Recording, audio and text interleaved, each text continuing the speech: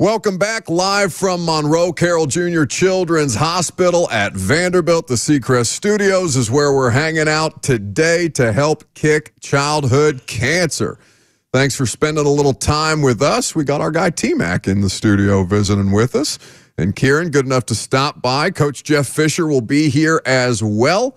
Talk some Titans with him. Roster cut day right around the corner. Your phone calls also 615-737-1045 is the number if you want to get involved there. What was your biggest takeaway? The preseason's over.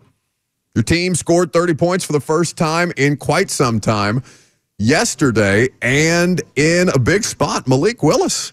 I don't know who is more deserving of the game MVP last night between Malik Willis and Bryce Oliver, but both did well to help this team secure a 3-0 record in the preseason. Now, what does it mean? I don't know. We'll find out once we see how this team performs in the regular season. They'll open up against the Chicago Bears on September the 8th, week 1. We have a little bit of time before then. Brian Callahan, by the way, going to speak at noon today. We'll carry that press conference live for you. But from all the different things that we saw, you got to feel pretty good about where this team is at right now, given the strides that they made to go out and secure talent in the offseason, to put in a system that's going to best equip this quarterback for success. And you saw some pretty good production from Will Levis last night in spot duty before the 2s and 3s came in to close that out in New Orleans, 30-27 in favor of Tennessee. Coach Jeff Fisher joins us in studio now at the Seacrest Studios. What's happening, Fish? Not too much, man. Can you guys hear me? I just sat down. Loud and clear. Yeah, we can hear you. What do you mean? A lot of cool stuff. Can you hear you? A lot of cool stuff going around this building, which is so cool in itself. A lot of construction. So, yeah, I was rescued, and here I am. Kind of a search and rescue operation. That's there. right. Well, we got it. We're good there to go. We go. How's that? How about that, Fish? Can you hear yourself? I can hear you now. Yeah. Okay, we're cooking. To be here. Yeah, thanks so much for hanging out. So you got the opportunity, it sounds like, or going to get the opportunity to visit with some people here at Monroe Carroll. I know the Titans have always been involved in supporting the great mission that they have, and this incredible place that does not feel like a hospital every time you come in here, and the staff does so well to make the kids feel like they're in a bit of a, I don't know, it feels like a giant playground every time you walk in here. It would be a difficult ask of me to describe what this place actually looks like. I'm having trouble with it, clearly. No, but well, years and years ago, I spent a lot of time in here, as we were getting our feet on the ground here in Nashville, and so many great memories and stories with the visitations and this the spontaneous kind of drop in, unannounced type of thing. But this is really incredible what they've done. So I would strongly recommend anybody that's listening, if you get some time, or you need an attitude adjustment because things aren't going the way you hope they go. Early. Come by here. Bet it looks pretty different from a few years ago when you guys were getting started. Yeah, it does. Yeah, pretty impressive. For you, Coach, I know you've got a lot of different irons in the fire at all times, it feels like. I don't know how much you've been paying attention to preseason football. I don't know how much value did you put in the preseason at a time where preseason, it felt like there was infinitely more emphasis on it leading up to the regular season. Well, I mean, things changed over the years, but right now I can tell you it's really, really important, especially when everybody's going out and trying to use the joint practices in lieu of or to replace a preseason game. For the most part, we were used to 4, and I would get the team ready. I mean, our philosophy was, all right, preseason game 1, we have the starters, provided everybody's healthy and feeling good, play a couple series and get out. And just add the play count to where by week 3, I wanted them to go through the halftime experience because that's different. I mean, you got to cool down, get back up, and go play again. So, and then week 4, we just kind of adjusted. Now, you only have 3 weeks. So, and, I've watched a little bit of it. I mean, I haven't watched the last 2 games. I watched the first quarter of the opener and of the first preseason game. And My gosh, my heart dropped 2 different occasions. I bet I can guess one. Well, I'll tell you, Levis, I mean, Will's in that 3rd and 4, 3rd and 6, whatever it is, inside the 10-yard line, and it's the first series or second series of his first quarter, and he pulls it down and tries to go head first and try to score. Now, who anywhere in this country is going to remember what happened on that drive once the season starts, unless he gets hurt? Throw the ball away, kind of thing. Now, granted, I understand where he's coming from, and I actually 2 years ago we were guests of the Titans, and I got to watch him last year or 2 years ago, whatever it was, in his first start against the Falcons. Yeah, and I was really, really impressed. Really impressed. And no, this guy's got that factor. But there's a lot to learn along the ways, and one of them, in my opinion, is throw the ball away in a preseason game. Live to see another down. Yeah. Did you have to have those type of conversations with Steve McNair on getting down, or was it really hard to kind of take that identity away from Steve and the way that he played football? It took a lot, but it was a communication aspect. That's what it was, and it's like, early in his career, we needed a first down to kneel on it, and so we call a quarterback draw, and he busts up the middle of the field, and he runs over 2 DBs and scores a touchdown. And I go, dude, what are you doing? Why don't you just get down? He goes, you call a quarterback draw, I'm a running back. If I scramble, I'll do the best I can. And towards the end, I thought, he really learned. I mean, towards the end, 4 or 5 years into it, he learned to get what he could on the boundary. And now you got an opponent coming at you, and there's going to be a collision. Flatten out real quick. Just flatten out. Don't just run straight down because you never know what's going to happen. A lot of injuries. So anyway, he got it. Yeah, I mean, Steve figured it out, but he was hard to get down. Well, that's got to be such an interesting balance as a coach, because you deal with so many different kind of personalities, not just on the roster, but on the staff, and how to manage people, and trying not to take that intensity or that drive that they have or kind of curtail it to the point where they're less of a player because of it, right? Because Will clearly has something in him that's driving him to go for it on that 3rd down, where he knows it's a preseason game and he's thinking about jumping into the end zone, much less going down on the ground and getting hit by a safety and the turf. Like it's like Mahomes. Mahomes drifts in the pocket. He doesn't need to drift in the pocket, but he does it anyway because that's what he's comfortable with. And as a coach, it's got to be an interesting balance to kind of manage all those different things about what makes a player who they are while still trying to get the best version of them. Great point, and it's all about timing. For some, most of them usually get it, but for some, it'll take year 2 or year 3 before they're actually thinking about those things. I mean, he's wired. He's a competitor. He's been doing it all his life. He's excelled, and he's excited and all that. So you get it. I mean, hey, he's under center. He's looking through a piece of plastic, and every time he looked through it, he was supposed to either throw a touchdown pass or score a touchdown. So that's what he's trying to do. So, over time, he puts things into perspective. But, getting back to the preseason, it is different. With the one thing that I've noticed over the years, maybe the last 6 or 8 years, is that you get a soft tissue injury rise in week 2 and week 3 of the regular season. That's, I think, because of what's going on in the preseason, and namely, the guys haven't had to go through the recovery process. So it's, you can't simulate a 60-play game in the preseason. Even they're trying to do it with the joint practices, but you need to put it all on the line, and then you need to bring your body back. And so that's the thing that's neglected. There's no time. And so that's when you see a rise. But once you get to week 3, things will settle down a little bit. Yeah, it's that part of it, right? The player safety versus building up the necessary, just general callus that you need to play a sport that involves as much physical contact. I wonder, from your perspective as a coach, how you've viewed the league changing rules, obviously, to protect players while still acknowledging that the best way to protect the players is to get them those necessary calluses to make sure that they can just last a 17-game regular season.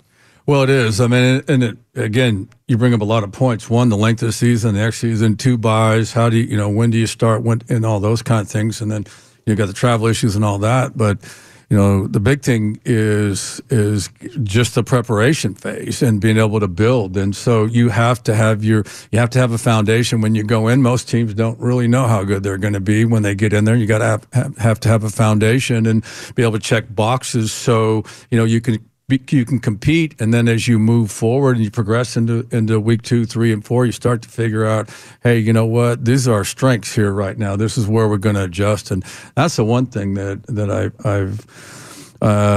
I've watched over the years with respect to what the Callahans have done. What Bill's done. There's nobody better at it than being able to see what you have. Continue to maintain those strengths, go immediately to the weaknesses, and then be able to project and estimate how good the kid's going to be, and that's going to carry over to their offense. I'm sure they're young, they're dynamic. There's talent all over the place. I don't know one from the other, but from looking at it, there's talent there to where they'll be able to get some stuff done. Coach Jeff Fisher is here hanging out with us at the Seacrest Studios. We are at Monroe Carroll Jr. Children's Hospital at Vanderbilt today because we are trying to kick childhood cancer. You can join by texting Nashville SC to 51555. All donations will support cancer patients at Monroe Carroll Jr. Children's Hospital at Vanderbilt. 100% of your funds stay local and fund things like life-saving research, equipment, and programs to best support the children undergoing cancer treatment right here in Nashville. Coach, you said it best earlier, the idea of, if you want an attitude adjustment, come visit with some of the kids who are here, some of the toughest human beings you will ever be around, kid, adult, or otherwise. Some way we got to make it mandatory. I really think people could benefit. But in the meantime, Nashville SC to 51555. All donations will support cancer patients here at the Children's Hospital. More with Coach Fisher coming up next. Welcome back here live at Monroe Carroll Jr. Children's Hospital. Coach Jeff Fisher hanging out here with us in helping us kick childhood cancer today. The number to text if you want to get involved. Text Nashville SC to 51555. All donations will support cancer patients at Monroe Carroll Jr. Children's Hospital. Coach Fish, educating some of the kids about the history of the Titans, bringing them over from Houston and everything that led up to this franchise being a mainstay now in Nashville this is their 26th season, if I'm not mistaken. Yeah, hard to imagine. Yeah. I mean, just like how much different is the world Nashville. I'm saying. Okay, yeah, Nashville's a completely different place. The listeners that knew what it was like or were here when we moved, and before that, they'll testify that it's different, but it's so exciting. Demographics are different, but it's really, really a fun place. And you don't have to go far to get out. You don't have to go far to feel like you're outside of the city. For the franchise, though, and the strides that they've made, you have to first remember the history. And every couple of years, it feels like there's either a podcast series or investigative reporting, cold case type stuff, now a Netflix documentary on Steve McNair. And that's not a story, obviously, that's unfamiliar to anybody in the listening audience.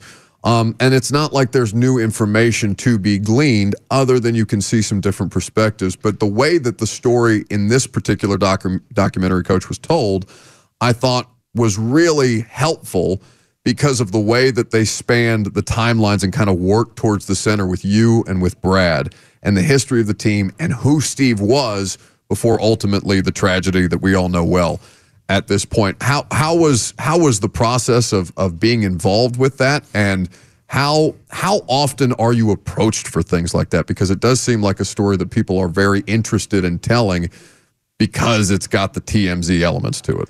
Well, that was the first time. And this took place about a year and a half ago. I was approached. My position was, I'm happy to talk about Steve McNair, the player, the athlete, the competitor, the teammate. But I don't want to spend a second on his death. I'll be happy to talk about his life all you want. Yeah. And so there was some discussion regarding that, and there were some assurances made. And so, a week ago, because this aired, I think it aired last Tuesday. Yeah, last Tuesday. So a week to 10 days beforehand, all of a sudden, I'm made aware of what the title is. And that didn't set very well with me because I thought I was doing something that was assured that was going to be 95% about his life, not his death. So I wrote it out. I reached out to the producers, and we had a really good conversation.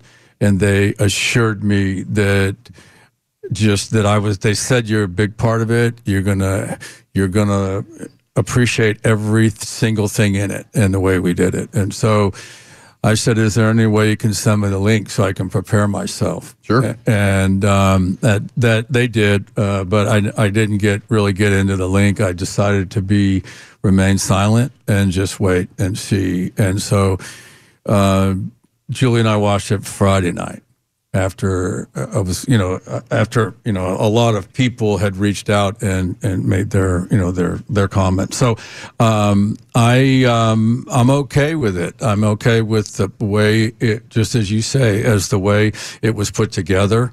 I professionally would rather just talk about Steve, and I didn't have really any conversation regarding, the simultaneous series that we got to watch regarding the death, right, and the murder and all that, and the speculation and the investigation and all that. I'd been there, I'd done that, and that was kind of, that was my position. So, the interview that we did, it took about 4.5, almost 5 hours, and it was a highly emotional one. And so, so the curiosity is, well, what are they going to take from that? But I was okay with everything that I said. There was a lot more. I think we could do another one. Sure. I was surprised they only did an hour. Yeah, because there was a lot of stuff in there that about Steve and the experiences and, the things that happened. We really wanted to get Burton Elrod, our team physician. They wanted him on, but there were some hip issues, which we can all appreciate and respect. But Burton wasn't going to talk about specific injuries. He just said, "Well, yeah, I walked over the sideline and Steve came off the field during the TV timeout, and he was kind of shaking his hand, and I happened to look. He didn't look for me, and he goes, I was just kind of checking him out, and he just reached down and tore the rest of his thumbnail off his thumb, and kind of said, okay, well, we got it, and we ran back on the field." So, those are some things that didn't come out. But overall, it was interesting to go back. I was a little younger than I am now, and so it was. But just the history, that was there, and all the football stuff was really good. And so I've had a lot of favorable comments, and I just I wanted to be remembered for that. And he was great. There was a lot of fun stuff. And one thing that didn't, towards the end, before Steve left, he gained some weight, and so he disappeared early in the off season, and we get him back, kind of start the off season program. He refused to get on a scale. So Coach Watterson, our weight coach, I reached back. I go, hey man, I need to get 9's weight. We're going to see how if we got to tailor anything here during this off season. He won't get on a scale. He goes, I get it. I'll get it for you. And by the end of the day, so he goes up to Steve and says, hey man, so-and-so's doing a production, doing a photo shoot, and we need to get you up and a little backdrop and get some pictures. And there's even some money for you in it. So we got money in it for you. So anyway, so Steve builds a backdrop, and there's Coach Watterson does, and gets 9 up there, and he smiles a couple times, and he walks off, and he goes, hey, thanks, buddy. He goes, hey, and Steve stopped and looked back, and he pulled the backdrop off, and it was a scale. No. So we got his weight. He hit the whole backdrop in front of the scale. Absolutely. He stepped up there, didn't even know he was on a scale. But, just all those fun stories.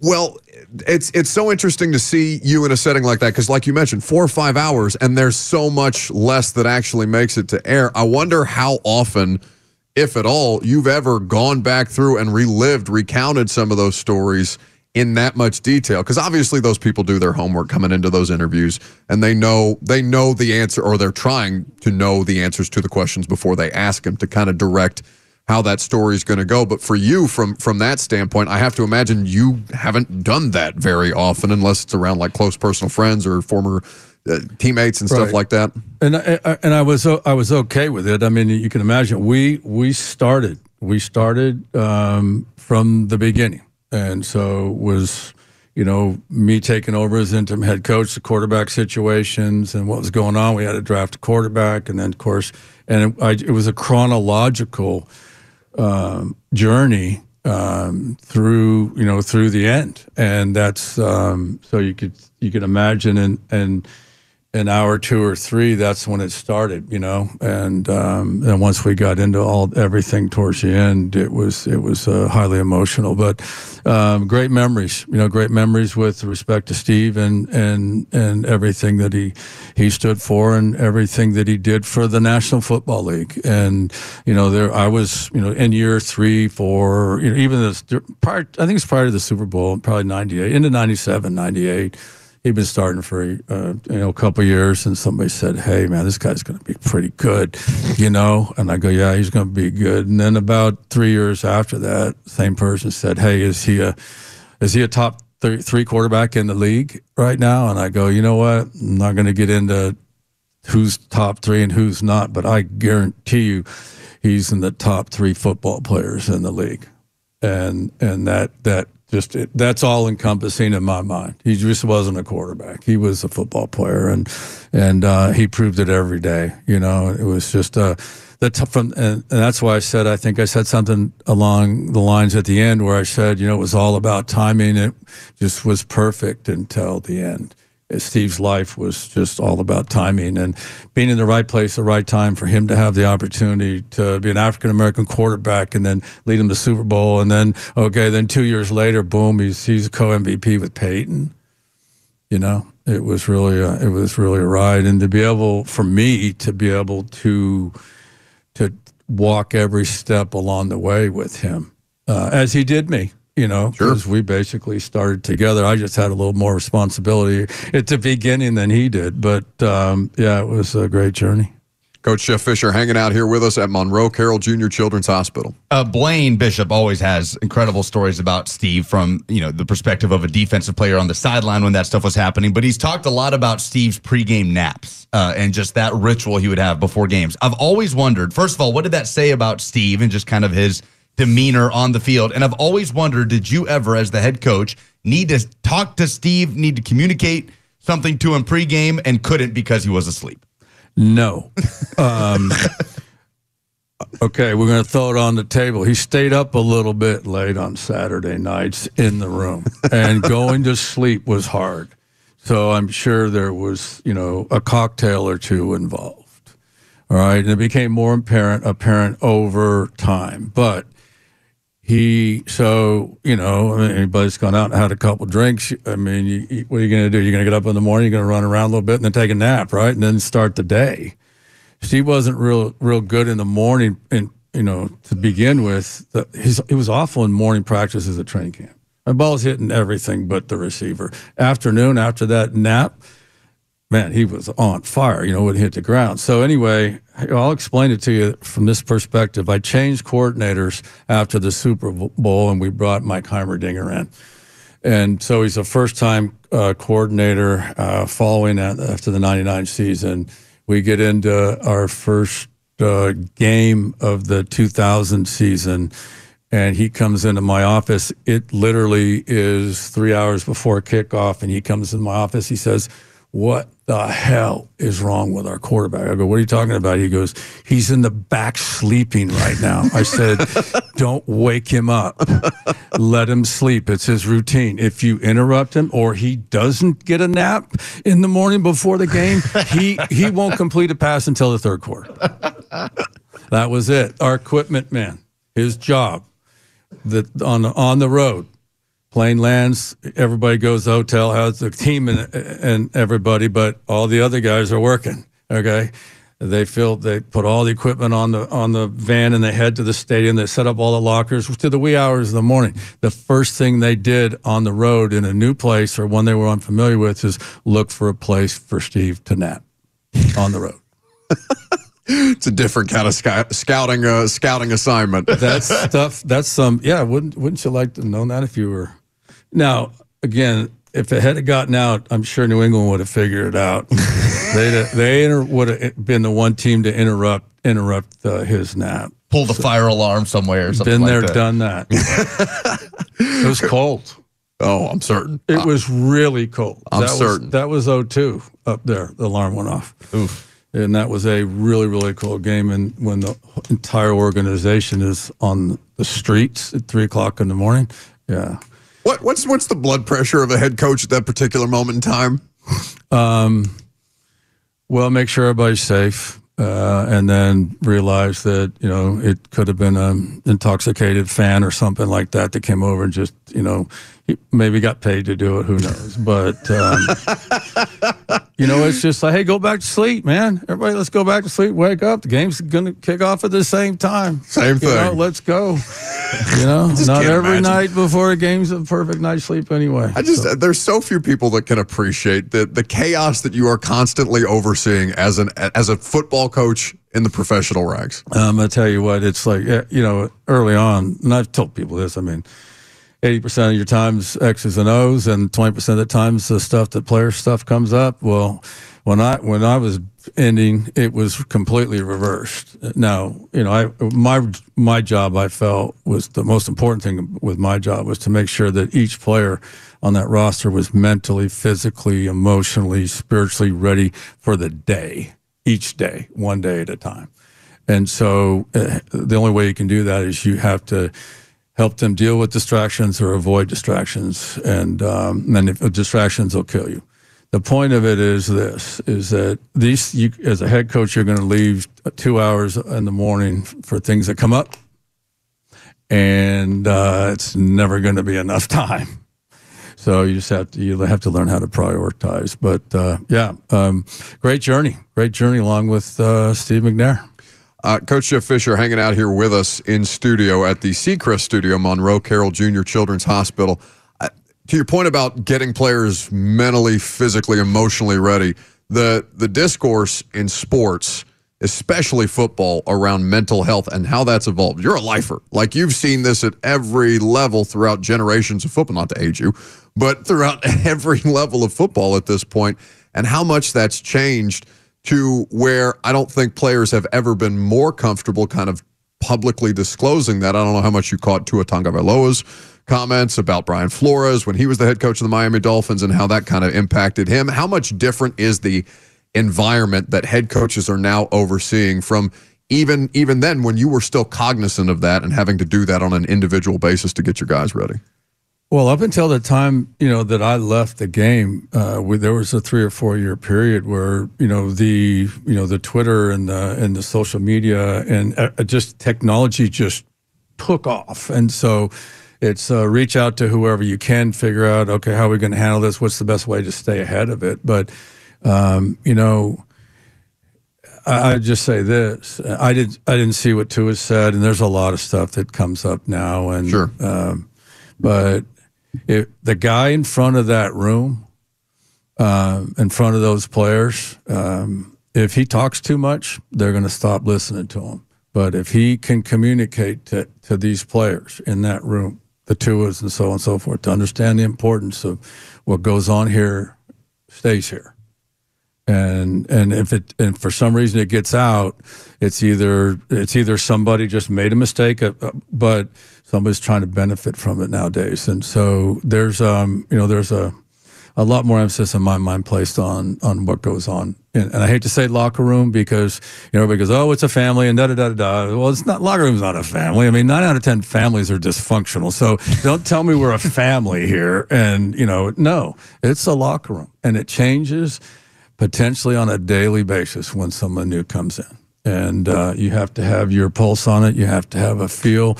And you need, as a head coach and assistant coaches, you need to be in it every day. Every single day, you got to go in there and so everybody feels comfortable with you, because then you can, they can be doing practical jokes and doing whatever right in front of the head coach, and you're all in it together. You know what I'm saying? There's a lot to be said for that, and so as teams get bigger, organizations get bigger, I notice that there's a lot more, almost like the areas in the building become compartmentalized, and there's the communication's not there, and so you got even the special teams and offense and defense. It's it's like three separate teams, and with 20 people, and that's all good. That's where the game is. But man, there's no substitute for people communicating in a room on the same page with all the electronics off. It's a hard thing to do, right? The amount of times I catch myself during the course of a day looking at my phone when I'm, when I needlessly, right? Just because it's habit forming. I want you to share your screen time, your average. It's about, I don't want to look at it from yesterday because there was a game. So I'm gonna guess it's about 12 hours a day right now. It's pretty disgusting. We automated our playbooks when I was in St. Louis, and so we had the big old thick 3-inch playbook, and then you got a laptop. And our first meeting, the best teams coach says, "All right, guys, open up your pads and let's go through the playbook." And he's up on the board talking about what's projected on the screen, and every other head is looking straight down. So, how's that for eye-to-eye contact while you're teaching? Yeah. Well, we play this game, Coach, every preseason, every training camp as a new coaching staff, goes through the install, and they're trying to bring in veteran players that have been around but are new to this staff, but also these undrafted rookies and drafted rookies that are new to the NFL, and we try to figure out the weight of what wide receiver Bryce Oliver and tight end David Martin Robinson, undrafted rookies, are doing in training camp. Obviously, for you, coaching Drew Bennett, there was this steady incline, and then he had that massive explosion in 2004. But what is the key for you as a head coach in trying to weigh what a UDFA rookie is doing in training camp in the preseason and determine if this is something that will translate when the live bullets start flying in the regular season the way it did with Drew Bennett? Well, it's a progression. So as long as they continue to progress. Now, Drew made that impression right off the bat. He got in the huddle and looked around and understood the concept and ran the route right, and then caught the ball. And then as you add more and more onto it, you go, okay, at some point, he's going to get lost in here, and he didn't. So it's a progression. Now, if they flatten out or they start to decline a little bit because of the information, then it's either, if you got the athletic ability there and the potential, then it's going to take a little bit more time. And so again, it's the distraction. It's that thing. What's in their mind at the time that you're giving them a coaching point that may make the difference in their career or not. And so, it's. I always said this. I always said and I did this, and it's a story for another day. But I think Drew was on the roster at that time. But there's a difference between hearing and listening. And hearing is, "Hey, I got you, coach. I got you, coach." And it goes in one ear and out the other. What I do with Buck when he speaks. It's literally my daily struggle. Yeah. And I did this. I brought the League for the Deaf and Hard of Hearing over to our facility, and I had about a dozen kids from 12 to late teenagers and interpreters, and I had them talk to our team, and vice versa. And the players didn't know I was talking what I was doing. It was cool. It was like, "Eddie George, did you always want to be a running back, or did you ever play defense?" And so the questions, obviously, interpreted to the interpreter, and so it was a great dialogue. So anyway, they met us. I excused them. They went inside, and I met. I had the team up, and I told them, I go, what's amazing about those kids is that their world is completely silent. They don't hear anything, okay? And their survival is based on their ability to listen with their eyes and comprehend and pay attention. And that was a big focus of mine as we were moving into that next season. And just because I told a player on the sideline exactly what was going to happen during the TV timeout before the next play, and he gave up a touchdown pass. And so did exactly what I told him not to do. Okay, well, why'd that happen? What's wrong with that picture, Oh, that's bad coaching. No, the kid, you can't help him. You can't help him any more than that. So it was a hearing versus listening thing, and I got long-winded on it, but it's important. You know, I mean, it's important in life, but it's important if someone's going to come on as an undrafted free agent. He knows the difference already. Well, just trying to hold that many people's attention for that period of time. Again, one of the constant things that you're having to manage as a head coach. You got any roster cut stories for us in the next segment? Are we going to break? That'll be plenty of time for me to give you a couple. We've got a little time for you to think about it. All right. So when we got to set the stage here. It's Tuesday, right? It's Monday. Oh, it's Monday. Roster cut day is tomorrow. Yeah. Okay, so roster. I'm already scattered, Fish. Training camp just Monday. has me thinking that every day is training camp. In little over 24 hours. Okay. Roster cut day. So it's tomorrow. Yeah. It's a busy time. So everybody's busy. We'll get to some roster cut stories with Coach Jeff Fisher live from Monroe Carroll Jr. Children's Hospital at Vanderbilt coming up next. Again, we are here helping kick childhood cancer. Text Nashville SC to 51555. All donations will support cancer patients at Monroe Carroll Jr. Children's Hospital at Vanderbilt. 100% of your funds stay local and fund things like life-saving research, equipment, and programs to best support the kids here. I'm Buck Reising. It's 104.5 The Zone. Carroll Jr. Children's Hospital. We got a bunch of people hanging out in here. Mason brought his Tennessee socks, his Titans shirt. A lot of sports fans in the house today. We're helping kick childhood cancer from the Seacrest Studios, and Coach Jeff Fisher is helping us do just that. Coach, I know we talked to you about how much time you guys spent here in the early days and visiting with some of the patients and things like that. It's got to be cool for you to come back and see all the progress that they've made and see some of the new faces around here. Well, it really is. I don't recognize the facility. It's beautiful. Yeah, it's very hard to describe, as I said, but it is it's really impressive. I'm at a loss for words. I mean, I don't know how to describe it. It's not almost like a shopping mall kind of like go from door to door to door and put a smile on your face kind of thing. Absolutely. That's what's amazing about it. So yeah, it's cool. Yeah, meeting some of the patients hanging out here with us as well. It is roster cut day tomorrow, 3 p.m. Central Time, the deadline. And I asked Coach Fish if he had any good roster cut stories for us. Now, of course, I want to preface that by saying it's a really, really tough time of year. There are no easy decisions throughout the course of this process. And for guys who are trying to continue to make their living in professional football, it can alter the course of some of these dudes' trajectories and stuff like that. So I preface that by saying good roster cut stories, by understanding that this is a difficult day process for players, for coaches, and for front office people. Yeah, one can't imagine how much is going on right now. You got people in the organization that are monitoring every other club. They've identified the lower part of their roster. Some of these guys have already been offered as trades, but watching to see who's going to be released, because you got to make up your list. You have to inform your players, and that's a whole nother thing in itself. But it's what everybody else around the league is doing, because if you get somebody, if you tell someone that you're letting go, you want back to their practice squad or to your practice squad, and you get somebody else out there that's better, now you got a decision, because does he know your system? Can he da-da-da? But there's a lot of moving parts, and it was really exciting. It's a fun part of the year, because on top of that, now you've got your roster itself, and now you're getting them ready for the opener. So the head coach is pulled in a lot of different directions.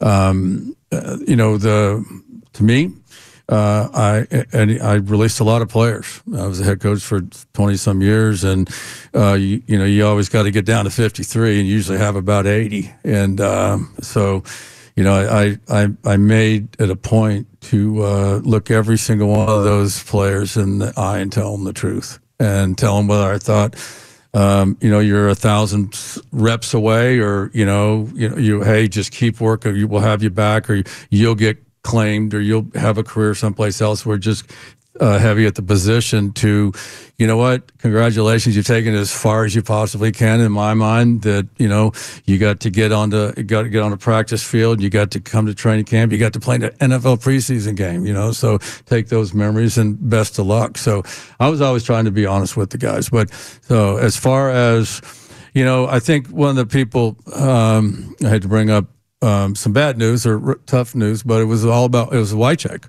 the Wycheck story and how Frank got here. We had joint practices with Norv Turner, who was the head coach of the Washington Redskins in Marysville.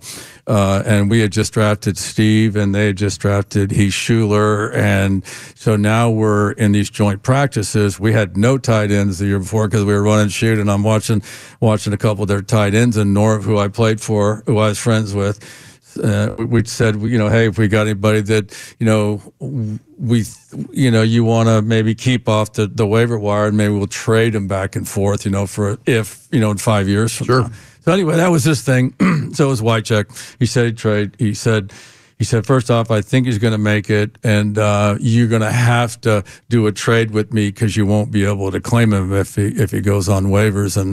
And I said, well, we're just going to wait and see what happens. And so their final cut down, Wycheck was on waivers. And then we were so high on the claiming order that we were third. So we got Frank, and that's how we got Frank. So I knew they had to get rid of him. If they didn't, he's got a job, but they did. So we rolled the dice. So there's a lot of things that have happened, a lot of trades. I did some quarterback trades and, at the end over the final cut down days as well.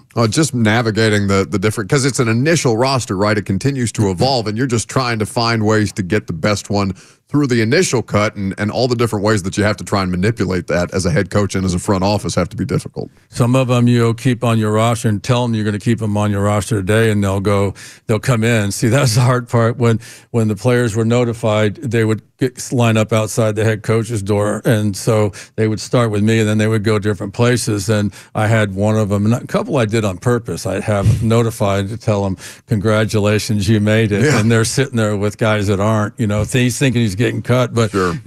But you may be in line next week if you don't show some improvement, kind of thing. So it's all those motivational things you do. But yeah, busy time. These guys got their hands full. They got a good young roster. What's the practice squad size now? 16. 16? Yeah. Yeah. So that itself is a different league.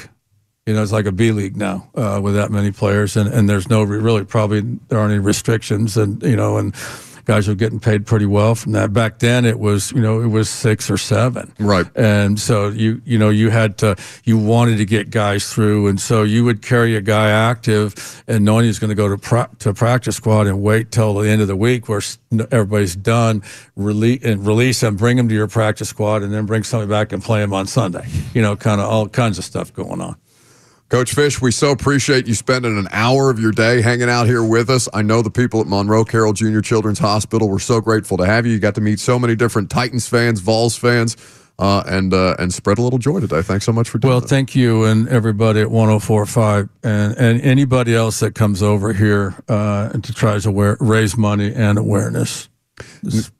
Thank you. Text Nashville SC to 5155. All donations will support cancer patients here at Monroe Carroll Jr. Children's Hospital. We'll react more to the Titans preseason finale coming up next. I'm Buck Reising. It's 104.5 The Zone.